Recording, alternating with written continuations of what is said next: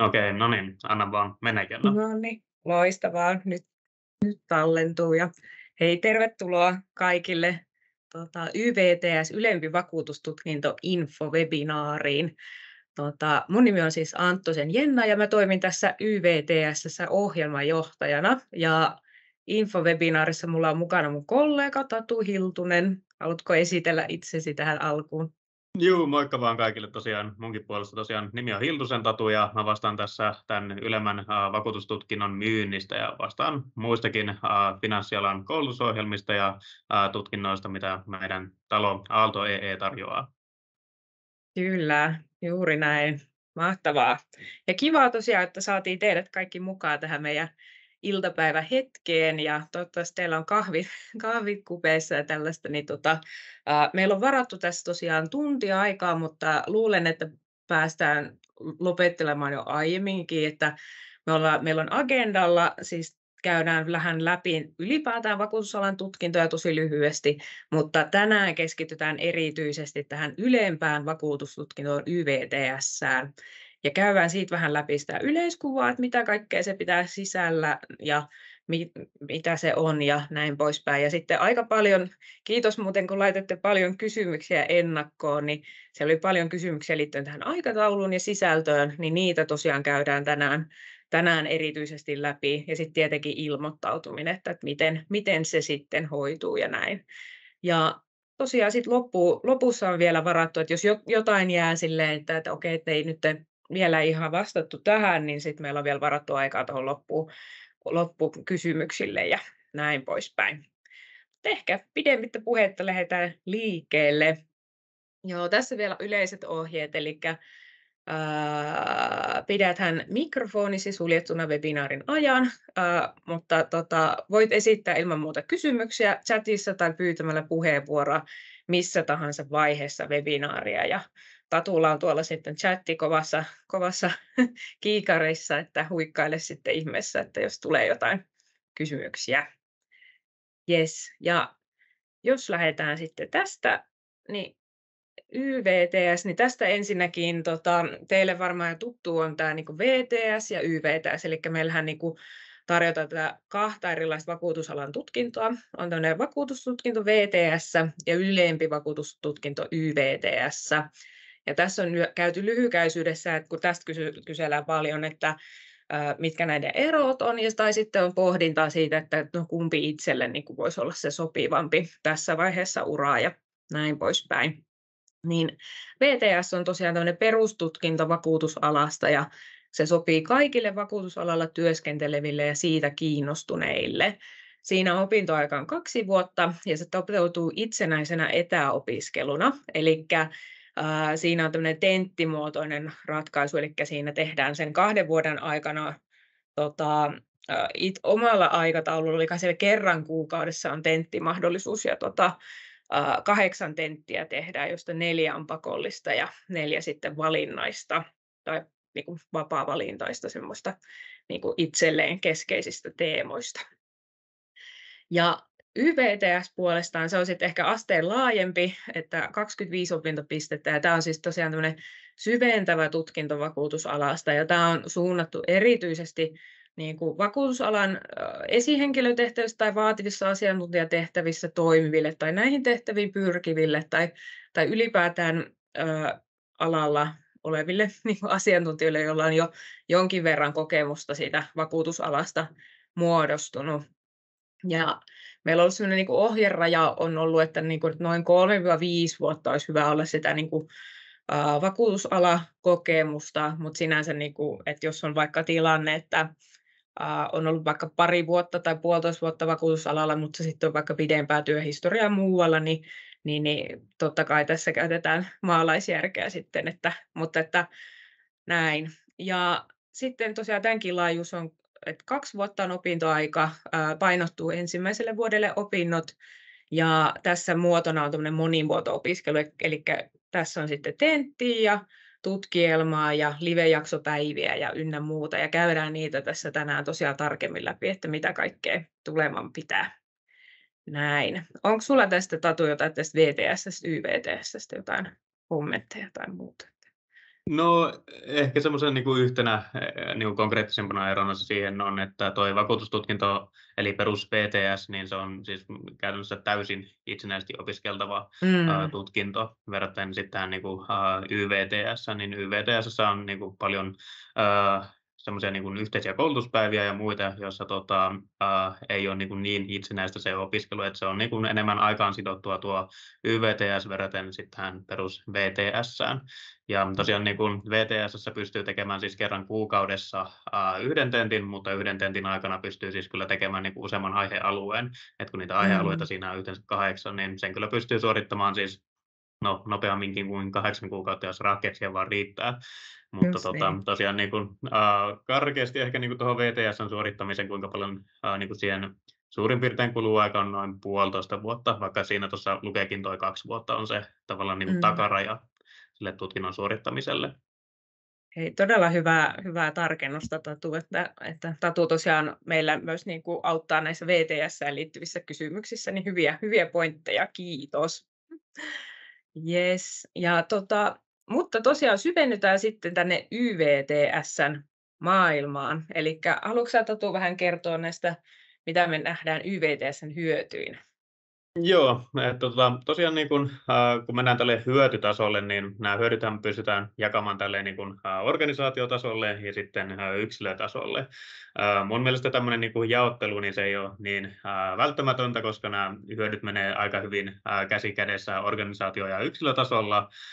Kuitenkin minkä takia se on nyt tässä slaidissa esimerkiksi jaettu tälleen organisaatio- ja yksilötasolle on ihan siitä syystä, että oma esihenkilö saattaa kysyä enemmän noista organisaatiotason hyödyistä, mutta sitten sinua itseäsi saattaa kiinnostaa ehkä enemmän nämä yksilötason hyödyt.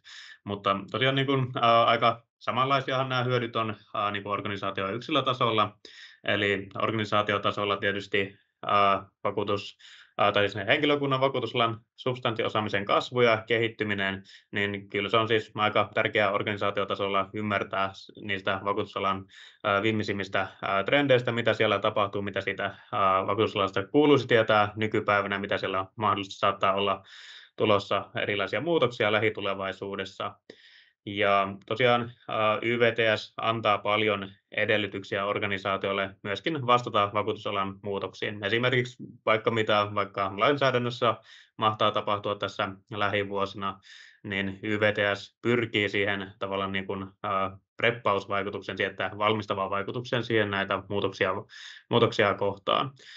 Ja YVTS pystyy näkemään organisaatiolle myöskin, tässä lukee tämmöisenä niin kuin liiketoimintalähtöisenä kehittämisprojektina. Ehkä silleen niin kuin konkreettisesti mitä se tarkoittaa on se, että tähän YVTS:ään sisältyy tutkielman teko, ja se tutkielma tehdään lähtökohtaisesti omalle organisaatiolle, omalle työnantajalle, ja siinä siis organisaatio hyötyy aivan valtavasti, mutta myös siinä tutkielman tekemisessä. Eli se tavallaan avartaa sitä omaa ehkä niin kuin jo olemassa olevaa substanssiosaamista, mutta myös toki kasvattaa sitä, kun tulee uusia asioita eteen. Ja tietysti myöskin organisaatiotasolla vuorovaikutustaitojen ja ammattiviestintätaitojen kehittäminen voidaan nähdä oikein hyvänä asiana.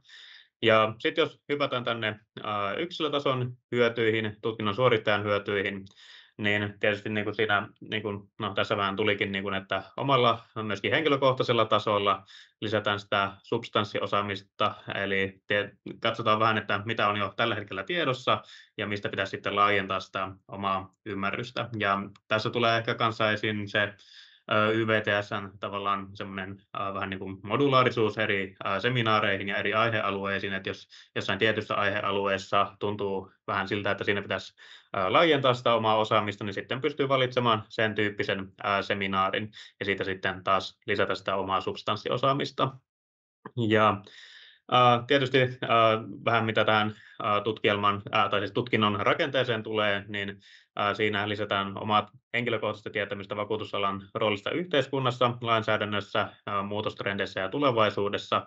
Ja se näkyy konkreettisesti ehkä sillä tavalla, että meillä koulutuspäivät on jaoteltu vähän niin kuin näiden eri aiheiden mukaisesti. Eli yhtenä päivänä käydään läpi enemmän vakuutusalan yhteiskunnallista roolia. Sitten toisena päivänä käydään enemmän lainsäädännön puolta, ja sitten taitaa olla toi viimeinen koulutusmoduuli, missä käydään sitten näitä muutostrendejä ja tulevaisuutta sitten paremmin läpi. Ja kyllä se YVTS lisää valmiuksia työskennellä vakuutusalalla, ja se myöskin kasvattaa omia ammattiviestinnällisiä taitoja, mitä tuossa organisaatiotasolla kanssa tuli esiin. Ja ei mitenkään niin kuin vähäisimpänä asiana tietysti sitten, kun YVTS on suorittanut, niin pääsee päivittämään oman linkkariprofiilin ja oman CV:n, että YVTS on suoritettu, ja pystyy lisäämään sitten tuon hienon arvostetun YVTS-tittelin sinne. Näin. Eli paljon hyötyjä monella tasolla. Kiitos Tatu. Joo, tosiaan YVTS-titteleitä välillä näkee myös esimerkiksi sähköpostiallekirjoituksissa, että siellä saa hienosti sen mukaan. Ja tästä ehkä voisi muuten sanoa, mitä oli tuossa äsken tullut mainituksi, että YVTS ei edellytä aiempia opintoja ja esimerkiksi, niin kuin, että ei tarvitse olla VTS suoritettuna alla, että voi niin kuin, katsoa sen oman tilanteen mukaan myös sitäkin, että aika silleen jouhevasti pääsee niin kuin kehittämään sitä omaa osaamistaan omasta tilanteesta katsottuna. Mahtavaa. Yes. Joo, ja sitten jos mennään eteenpäin, niin me päästään sitten siihen sisältöön enemmän. Tatu tuossa jo hieman avasikin, ja kiitos siitä. Niin jos me katsotaan tuonne vasemmalle tätä violettia palkkia, niin tosiaan me nähdään tämä, että se iso hyöty on just se tosiaan se vakuutusalan asiantuntijuuden syventäminen, ja me nähdään, että tämän kautta pystyy kehittämään niin niitä työelämän taitoja, mutta erityisesti sitä niin kuin substanssipuolen osaamista. Ja työelämän taidoista niin tosiaan meillä kulkee mukana tämmöinen niin kuin asiakasvuorovaikutus ja vuorovaikutus ylipäätään semmoisena taitona, koska se on kuitenkin vakuutusalalla tosi keskeinen, ja kuitenkin puhutaan ihmisliiketoiminnasta ja näin poispäin, niin se on keskeistä. Sitten tietenkin sitä liiketoimintalähtöistä kehittämistä, silleen voisi ehkä sanoa tulevaisuuden ennakointia ja ammattiviestintää. Mutta se substanssi, eli itse pihvi, missä se tietenkin pääpaino on, niin on esimerkiksi just tämä vakuutusalaa koskeva lainsäädäntö. Vakuutusmatematiikkaakin on semmoisen puolen päivän verran, ja tästä yleensä ihmiset kyselee, että ai kauheat, pääseekö mä siitä läpi että niin voin luvata ja taata, että kyllä, että se vakuutusmatematiikan osuus on semmoinen, sitä ei kannata mörkönä nähdä, että kyllä siitä on kaikki ainakin mun aikana päässyt läpi, että näin. Ja sitten tosiaan sosiaaliturvaa on myös korvauspäätöksiä, riidanratkaisua muun muassa käydään läpi, ja työeläkeasioita ja riskien hallinta, eli ne on niin kuin muutamia nostoja tästä, ja tosi mielenkiintoinen kokonaisuus kyllä kerrassaan. Ehkä oikean puolen tummaa violettia käydään kohta seuraavalla slaidilla vähän tarkemmin läpi, mutta sitten tosiaan kyseessä on monimuoto-opiskelu ja koulutuspäiviä yhteensä 8, ja ne on rytmitetty silleen, että aina on 2 päivää, niin kuin ollaan putkeen, ja sitten 4 jaksoa oikeastaan yhteensä.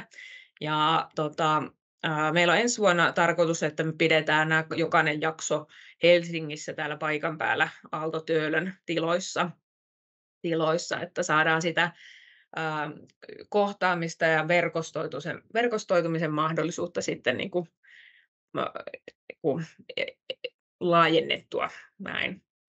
Sen lisäksi on tosiaan seminaareja, välitehtävää, tenttiä ja tutkielmaa ja näin. Ja tosiaan ohjelma alkaa helmikuussa eikä edellytä aiempia opintoja. Ja tässä ehkä nyt sitten tarkemmin. Eli tässä on nyt jaettu niitä eri rakenteosa-alueita, ja tuosta live-päivistä jo mainitsinkin, niin täältä näette jo niin kuin päivämäärätasolla, että mihin nuo live-jaksot niin kuin asettuu silloin ensi vuonna. Eli ohjelma starttaa ystävänpäivänä helmikuun 14. ja silloin meillä on live-jaksot, ja me aloitetaan näistä asiakasvuorovaikutus- tai vuorovaikutusteemoista sekä vakuutusmatematiikasta, eli sellainen hyvä balanssi siinä, että vähän vuorovaikutusta ja sitten toisaalta pääsee vähän laskemaan, niin aivan mahtavaa. Sitten tosiaan toinen jakso on toukokuussa. Nämä aina tälleen, niin kuten näette, niin kuun puolessa välissä suurin piirtein. Mutta tosiaan toukokuussa sitten keskitytään siihen lainsäädäntöpuoleen. Siellä käydään vähän läpi vakuutussopimuslakia ja vahingonkorvausoikeutta muun muassa ja ylipäätään sitä niin kuin lakimaailmaa ja infraa, mikä kaikki koskettaa niin kuin vakuutusalaa, niin sitä sivutaan siellä. Joo. Ja sitten syyskuussa tosiaan puhutaan sitten enemmän tästä vastuullisesta vakuutusalasta ylipäätään ja sitten työeläketurvaan liittyvistä asioista ja siitä yhteiskunnallisesta roolista ja näin poispäin. Ja sitten tosiaan päättyy live-jaksot, eli joulukuussa sitten on viimeiset live-päivät yhdessä, jolloin sitten käsitellään niin kuin just tätä tulevaisuutta ja trendejä ja finanssialan sääntelyä ynnä muuta sitten vähän tarkemmin vielä. Niin sellainen kokonaisuuspaketti on siinä. Ja tämä niin kuin tosiaan nämä live-päivät on aina ensimmäisen opintovuoden aikana ja näin, mutta tosiaan opintoaika on 2 vuotta, eli sitten esimerkiksi hyvää live-sisältöä kakkosvuodelle on nuo seminaarit, jotka löytyy tuolta oikeasta yläkulmasta. Eli näiden live-päivien päälle suoritetaan 3 päivän edestä tämmöisiä seminaareja, jolla pystyy sitä niin kuin omaa asiantuntijuutta vielä syventää sinne suuntaan, minne niin kuin toivoo, että me järjestetään tämmöisiä seminaaripäiviä muun muassa niin kuin vakuutusalalle niin kuin erinäisiä päiviä, niin kuin esimerkiksi vastuuvakuutuksesta ja liikennevahingoista ja aivovammoista ja muuta, että siellä on niin kuin teemoja pilvin pimein ja sitten tietenkin otetaan toiveita ja aina vastaan ja pyritään toteuttaa päiviä niidenkin mukaan. Joo, ja tosiaan tänä vuonna on myös mahdollisuutta noin 3 päivän niin kuin seminaarit suorittaa myös tämmöisellä ohjelmalla, josta me sitten kerrotaan vielä tarkemmin myöhemmin lisää. Sitten tosiaan tuossa oli ehkä se niin kuin live, että mikä tapahtuu silleen niin kuin, vähän niin kuin aikaan sidottuna asiana, ja sitten tietenkin tässäkin on niitä paloja, että sä pystyt aikatauluttaa sitä omaa opiskelupolkua ja näin poispäin. Ja muun muassa nuo verkkokurssit on semmoisia, että mitä pystyy vähän silleen katsoa sen oman aikataulun mukaan. Ja siellä esimerkiksi teemoina 24 vuonna käydään tämmöistä niin kuin vakuutussopimuslaki tutuksi verkkokurssia, ja se on ennen toukokuun moduulia. Ja sitten tuo sosiaaliturvaverkkokurssikokonaisuus on ennen syyskuun moduulia. Näiden lisäksi sitten voi valita vapaa-valintaisesti 2 kappaletta Aalto EE Online-kurssivalikoimasta itselleen mieluisia kursseja. Ja siellä on myös teemoja niin kuin vakuutusalan ulkopuolelta, esimerkiksi työelämän taidon teemoja, muun muassa projektin johtamista tai data-analytiikkaa tai muuta, you name it, niin voi lähteä eri suuntiin siitä. Sitten suorituksista oikea alakulma. Niin tosiaan 1 tentti ja tutkielma on tässä, ja sitten tietenkin live-jaksojen väliin saattaa olla tämmöisiä ennakko- tai jälkitehtäviä, semmoisia, jotka vähän niin kuin orientoi siihen seuraavaan jaksoon tai vähän pääsee reflektoimaan, että mitä tulikaan opittua. Mutta pääsuoritukset on tuo 1 tentti, ja siinäkin joustavasti pystyy sen oman tentin katsomaan sen, että missä kohti haluaa sen suorittaa. Että me järjestetään 3 kertaa vuodessa tenttimahdollisuuksia, ja se on tammikuu, toukokuu ja syyskuu.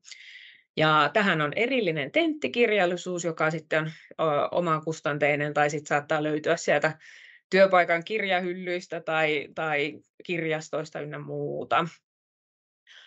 Tämä tentti on esseemuotoinen, eli siinä taitaa olla semmoinen 6 kysymystä, ja sitten esseemuotoisesti niihin vastataan, ja tenttiaika semmoinen 3 tuntia. Näin, ja se tehdään ihan etänä, eli meidän oppimisympäristön kautta pääsee sen tentin suorittamaan sitten ihan kotiin käsin, tai mistä nyt haluaakaan suorittaa. Sitten tämä tutkielma, josta Tatukin mainitsi, eli tämä, mikä tukee esimerkiksi sitä, voi mahdollisesti siihen omaan organisaatioon olla hyvä kohde, että sieltä löytyisi vaikka hyvä keissi, mitä sitten tutkisi tuossa lopputyössä, niin sellainen tehdään. Ja se on sellainen, niin kuin mä sanoisin, että kandin mittainen, että noin 30 sivun raportista puhutaan, ja sellainen perus, että siinä on johdanto-osuus, teoria, viitekehys, ja sitten tietenkin sitä keissiä ja tuloksia ja johtopäätöksiä, että sillä rakenteella pääsee sitten tekemään sitä. Ja siinä meillä on tekemisen tukena tutkielmaohjaaja, joka on meillä joka noissa live-jaksoissa mukana, ja me päästään siellä niin kuin joka jaksolla sitten niin kuin vähän keskustelemaan siitä, että miten siellä tutkielmapuolella menee ja näin poispäin. Ja sen lisäksi ohjaajalta pystyy saamaan tämmöisiä niin kuin yksittäisiä ohjausaikoja myös. Ja sitten tietenkin tekemisen tukena on se, että jos se on vaikka työnantajalle se työ, niin sitten kannattaa ihmeessä hyödyntää sitä kollegaa ja työpaikan kakkosohjaajaa sitten mukana. Ja sitten tietenkin muilta YVTS-opiskelijoilta saa vertaistukea siihen kirjoittamistyöhön. Tämmöisiä. Onko sulla, Tatu, tähän kohti jotain lisättävää tai onko tullut kysymyksiä tai muuta tässä vaiheessa?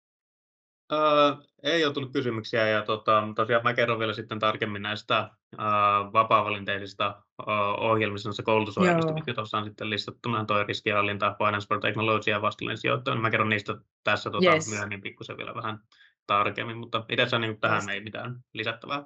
Jes, kiitos, Tatu. Sitten mä oikeastaan varmaan seuraavaksi annan sulle puheenvuoro, että me ollaan vähän koottu tämmöisiä yleisiä kysymyksiä, että mitä yleensä meille on tullut tähän liittyen, niin käypä ihmeessä läpi. Joo, eli tässä on vähän tämmöisiä siis sekalaisia asioita, mitä tulee tähän YVTS:n suorittamiseen. Eli kun puhutaan ajankäytöllisistä asioista, niin tosiaan tämä YVTS on laajuudeltaan 25 opintopistettä yhteensä. Ja siitä siis 10 opintopistettä, se on toi tutkielma. Eli toi kertoo siis suurin piirtein semmoisen karkean arvion siitä, että kuinka paljon YVTS:n kuuluisi varata aikaa sen suorittamiseen.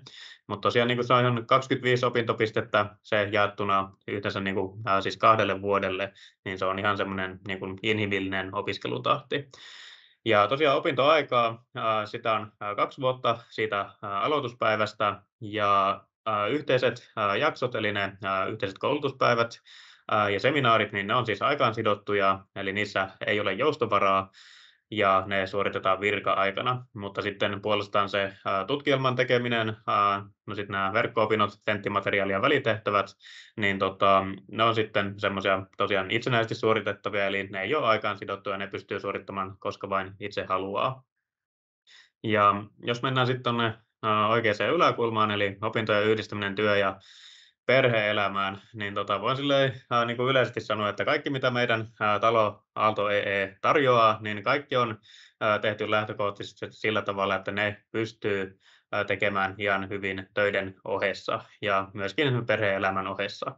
Eli siinä mielessä mekin halutaan pitää työmäärä, työkuorma semmoisena niin kuin mahdollisimman inhimillisenä, jotta ei tarvitse murehtia siitä, että pystynkö minä nyt nämä kuinka hyvin yhdistämään sitten työ- ja perhe-elämään. Että tässä voidaan pohtia myös vähän sitä ajankäyttöaspektia, että tietysti ajankäytöllisesti tarkoittaa sitä, että kalenteri on hallussa ja ehkä semmoisena vinkkinä siihen, että älä anna kalenterin hallita sinua, vaan hallitse itse kalenteria, niin sillä päästään aika pitkälle. Ja kanssa se oikea asennoituminen siihen, että pystyy yhdistämään tämmöiset työn ohessa suoritettavat opinnot, sitten oman päivätyön ja sitten perhe-elämän, niin asennekysymyksiä. Ja tosiaan mennään sitten tuohon vasempaan alakulmaan, eli tuossa tässä vähän niin kuin Jenna mainitsikin, eli pitääkö toi VTS olla suoritettuna ennen YVTS, niin siis ei tarvitse olla suoritettuna, ei siitä siis kuitenkaan mitään haittaa ole, vaikka se VTS olisi suoritettuna, että tietysti siitä tulee semmoinen hyvä pohja siihen vakuutusalan tietämykseen ja siihen, että mitä vakuutusala pitää sisällä, mutta ei ole siis mikään kriteeri sille, että pitäisi olla suoritettuna YVTS:n suorittamiseen. Ja sitten jos vielä pohdituttaa se, että kumpi olisi itselleen sopivampi VTS vai YVTS, niin olkaa ihan rohkeassa yhteydessä meidän puolelle, niin me kyllä siis autetaan siinä oikeassa valinnassa. Ja sitten toi viimeinen asia tässä, että mitä sitten YVTS:n jälkeen, niin sitten kun YVTS on suoritettu, niin tässä pystyy harrastamaan vähän tämmöistä pidempiaikaista polkuajattelua, eli siis YVTS kun on suoritettu, niin siitä pystyy osan opintopisteistä hyväksi lukemaan meidän Aalto MBA sekä Executive MBA eli EMBA tutkintoihin. Eli jos haluaa noita MBA:tä tai Executive MBA:tä, EMBAa lähteä suorittamaan, niin siinä ei tarvitse lähteä mitenkään ihan puhtaalta pöydältä, jos YVTS on jo suoritettuna. Ei ehkä tästä sitten sen enempää, jos mennään sitten Joo. eteenpäin. Jes, kiitos Tatu. Joo, tässä haluttiin sitten vielä teille niin kuin, kertoa tästä, niin kuin, että miten me ollaan myös tutkittu tietenkin tätä, ja meille on tosi tärkeää se, että meidän niin kuin, tutkinnot niin kuin vastaa sitä, mitä haetaan, ja että niillä on jonkinlainen niin kuin, vaikuttavuus tai vaikutus siihen niin kuin esimerkiksi työhön ja arkeen ja näin poispäin. Ja sitten tietenkin YVTS:n tapauksessa on just siihen niin kuin vakuutusalan osaamisen kehittämistä ja näin poispäin, niin haluttiin jakaa teille, että mitä meidän viime vuoden vuosikurssi on esimerkiksi arvioinut loppupalautteissaan. Niin kuten näette, niin aika hyvää palautetta ollaan saatu, että tuossa vasen palkki, että näkee nämä meidän graafit, niin näkee siellä, että meillä siis asteikko 1–6, niin kyllä me tuolla niin kuin huippupäässä ollaan YVTS:n osalta, että osallistujat on kokeneet, että ohjelmalla on vaikuttanut tai tulee vaikuttamaan urakehitykseen positiivisesti. Koetaan 6/6 on, että olen hyödyntänyt tai tulen hyödyntämään ohjelmasta saatuja oppeja työssäni. Melkein 6 on osallistumiseni ohjelmaan tuottaa arvoa organisaatiolleni ja sitten taas 6/6 on tuo, että sain ohjelman aikana uusia ajatuksia ja näkökulmia. Niin todella olemme ylpeitä ja iloisia tästä tuloksesta ja tästä myös haluamme pitää kiinni jatkossa ja kehittyä aina vaan paremmaksi tässä. Palaute sitten tuolla niin kuin oikeassa palkissa näkee, että yleisarvosana niin 5,4/6 ja henkilökunnan tukea 5,6/6, eli oikein hyvä ja Net Promoter Score on ollut 80, jossa siis maksimi on siis 100 ja minimi on -100, niin oikein hyvin menee. Ja toikin oli mieltä lämmittävä kommentti, oli osallistujalta oli toi, että ohjelmasta tuli niin paljon hyviä asioita, että on vaikea eritellä, mikä erityisesti olisi ollut yli muiden. Että käytännössä melkein kaikkea voi soveltaa omaan työhön ja jakaa omassa organisaatiossa eteenpäin. Parasta tässä oli myös verkostoituminen, eli tämähän on myös niin kuin mieletön hyvä mahdollisuus aina tutustua kollegoihin ja muihin vakuutusalan asiantuntijoihin ja esihenkilöihin tämmöisten niin kuin oppimisen kautta ja oppimiskokemuksen jakamisen kautta. Ja sitten tietenkin meidän niin kuin huippuasiantuntijat ja kouluttajat, ketkä tässä on, niin heidänkin kanssa on mahdollisuus päästä niin kuin vaihtamaan ajatuksia ja verkostoitumaan ja haastamaan ja kysymään kysymyksiä ja kaikkea mahdollista, niin on ollut hyvä niin tämmöinen haluttiin tähän jakaa. Ja sitten oikeastaan varmaan ilmoittautumiseen siirrytään pikkuhiljaa.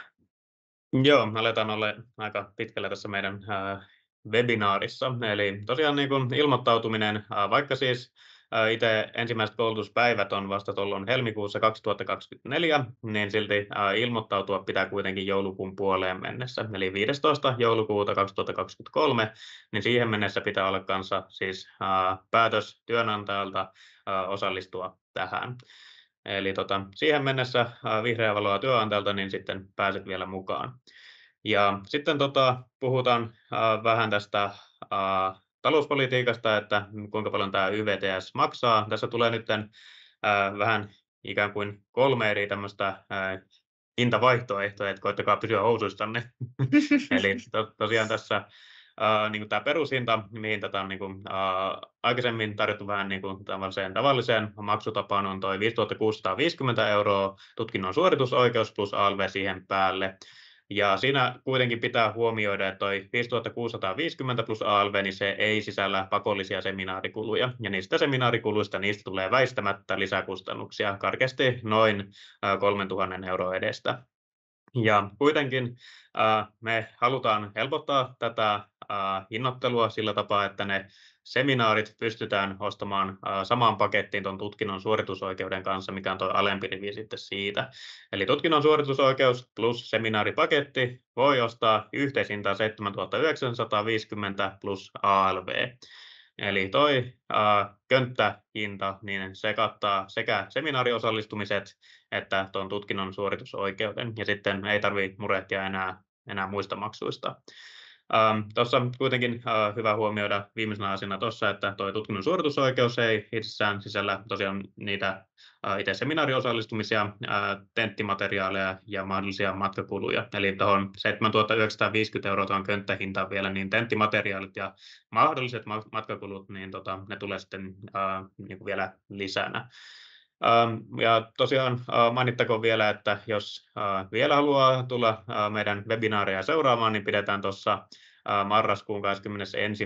päivä vielä tämmöinen YVTS ja VTS-infovebinaari, eli siinä siis käydään läpi sekä VTS-asioita ja sitten vielä uudestaan näitä YVTS-asioita. Mutta tämä ehkä tästä, niin mennään sitten eteenpäin. Yes. Eli tosiaan niin tämä on nyt se kolmas vähän niin kuin eri hintapaketti tälle YVTS:lle.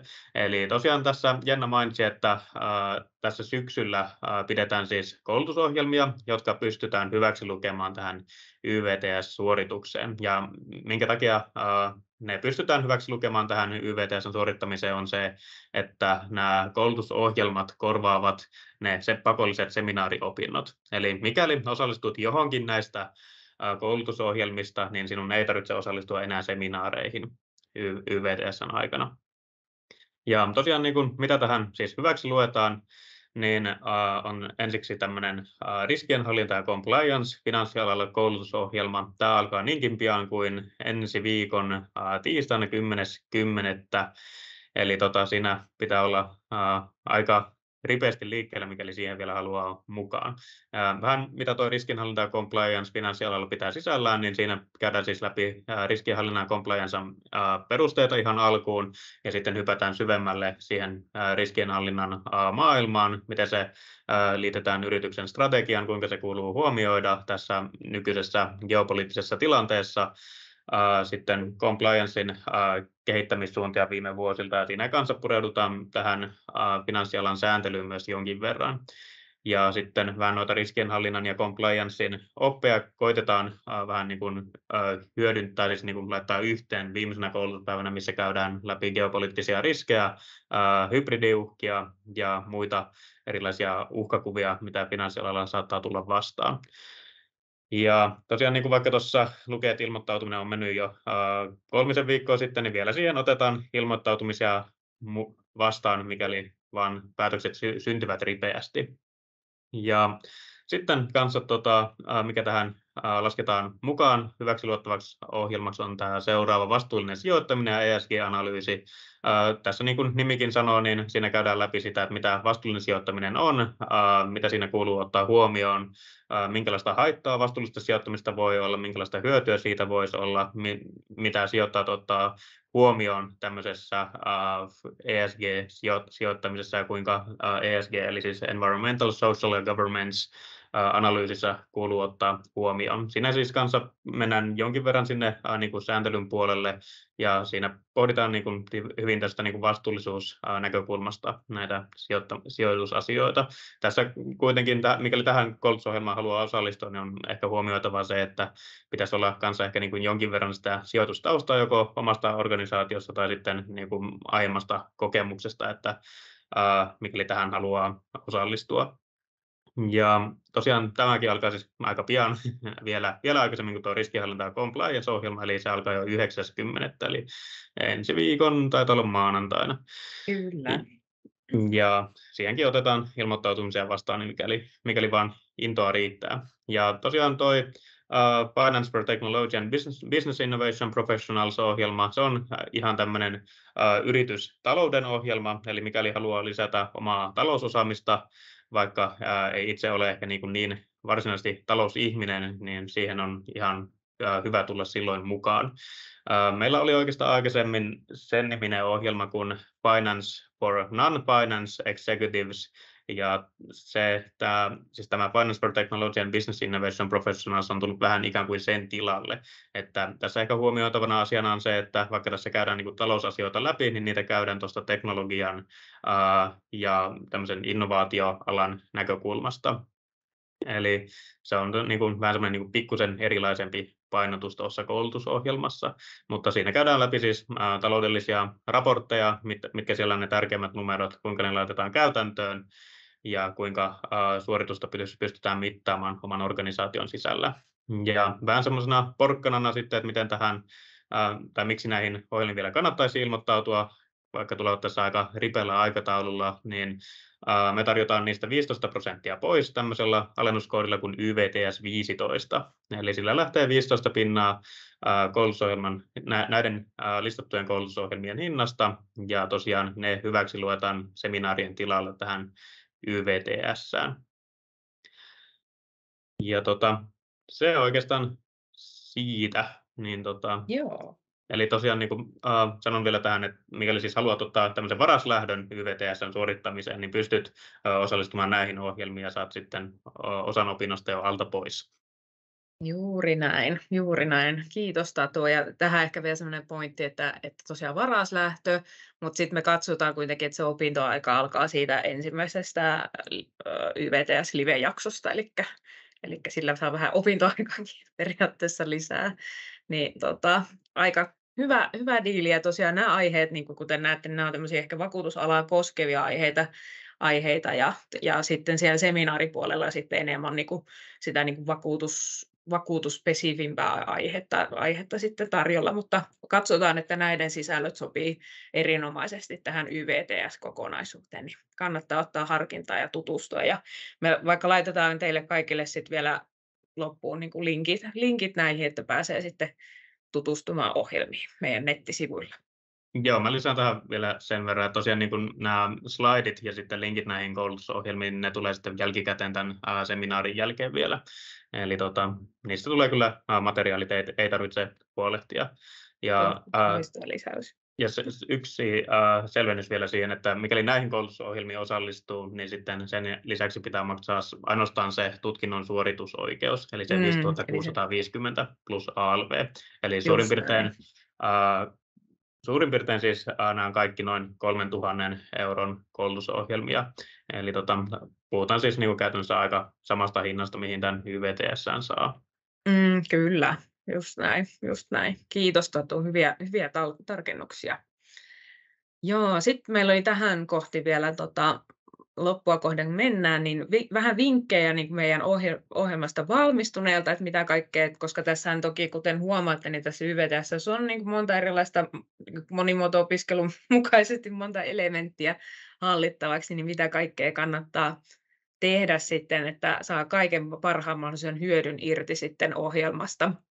Niin ensinnäkin on just tämä tee omia muistiinpanoja, ajatuskarttoja, oppimispäiväkirjaa, niin sitä suositellaan sen kautta kirjoittamisen. Sitä on tutkittu, että vapaalla kädellä kirjoittamisella tai ylipäätään omien muistiinpanojen tekemisellä saa niin kuin paremman muistijäljen vielä aikaiseksi itselleen, niin sitä kannattaa tehdä. Panosta asioiden ymmärtämiseen. Voit myös selittää asioita ääneen itsellesi. Joo, toi on hyvä vinkki ja ehkä tuohon voisi myös just sitä, että jos haluaa, meillä on tämmöinen kaikutiimisysteemi myös, mitä me suositellaan vahvasti, eli että voi selittää ja selittää niitä asioita myös kollegoille tiivisti, että hei, mitä sen live-jaksolla tulikaan opittua, niin semmoista kannattaa harjoittaa. Tee opintoaikataulu, esimerkiksi vuosikello ja rytmitä opiskelusi, varaa aikaa kalenterista. Niin tosiaan tässä kun on tämä 2 vuotta aikaa, niin se voi helposti käydä sille, että aika meneekin nopeasti ja työt vie mennessään tai muuta, niin sitten on hyvä kellottaa itselleen sitä, että mitä kaikkea tehdä. Mutta Tatulta oli hyvä vinkki tuo, että älä ole kalenterisi orja, mikä se olikaan, että ei kun hallitse itse kalenteria, älä anna kalenterin hallita. Miten se meni? Oli hyvä. Hallitse omaa kalenteria, älä anna kalenterin hallita sinua. Just näin. Se oli hyvä lisäys tähän. Voidaan laittaa se tänne listalle myös.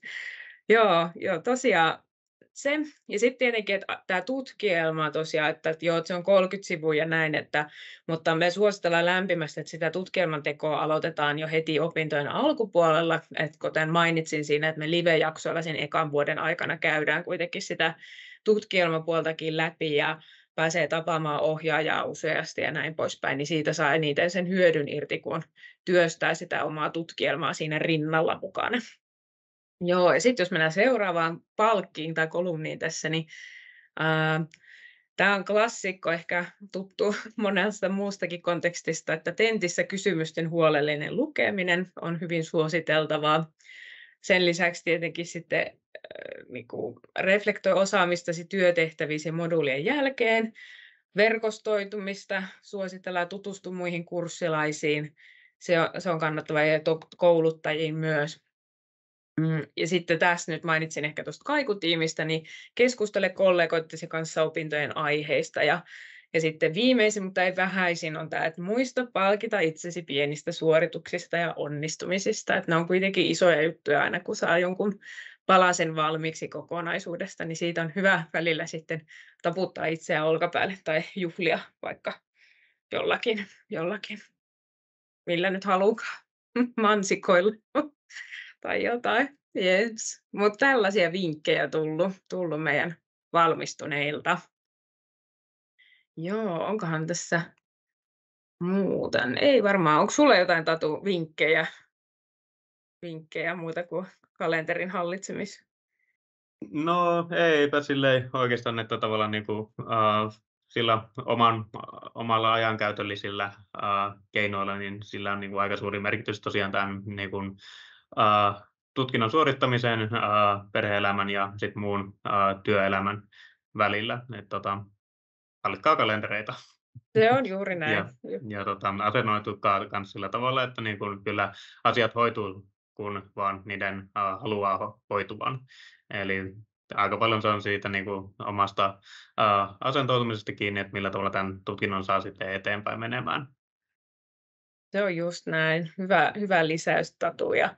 Ja ehkä mä voin jakaa meidän ohjaaja paljon painottaa esimerkiksi tuossa tutkielmassa sitä, että välillä ehkä siitä, että mitä varaa aikaa itselle, niin voidaan boksata vaikka ihan 25 minuuttia.